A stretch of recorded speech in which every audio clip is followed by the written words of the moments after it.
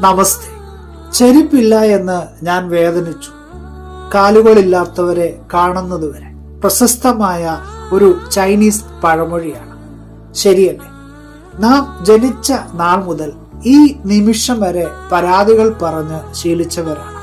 എന്നാൽ നമ്മുടെ ജീവിതത്തിലെ കുറവുകളെയും പ്രശ്നങ്ങളെയും ഒക്കെ പരാതികളോട് സമീപിക്കുന്നതിന് പകരം നമ്മുടെ ജീവിതത്തിൽ അത് വളരുവാനും മുന്നോട്ടേക്ക് പോകുവാനുമൊക്കെയുള്ള ഒരു പ്രചോദനമായി ഏറ്റെടുത്താൽ തീർച്ചയായിട്ടും ദൈവത്തോട് നാം നന്ദി പറയേണ്ടി വരും. അതേ പ്രിയമുള്ളവരെ, ലഭിച്ച അനുഗ്രഹങ്ങളെ ഒരിക്കലും നാം മറക്കരുത്. നമ്മുടെ പ്രാർത്ഥനകളിൽ നിന്ന് പരാതികൾ നീക്കുകയും പകരം ദൈവത്തോട് നന്ദി പറയൽ ചേർക്കുകയുമാകാം. പുതിയ ദിനം അനുഗ്രഹത്തിന്റെ, നന്മയുടെ നല്ല ദിനമായി തീരട്ടെ എന്ന് പ്രാർത്ഥിക്കുകയാണ്. Have A blessed day.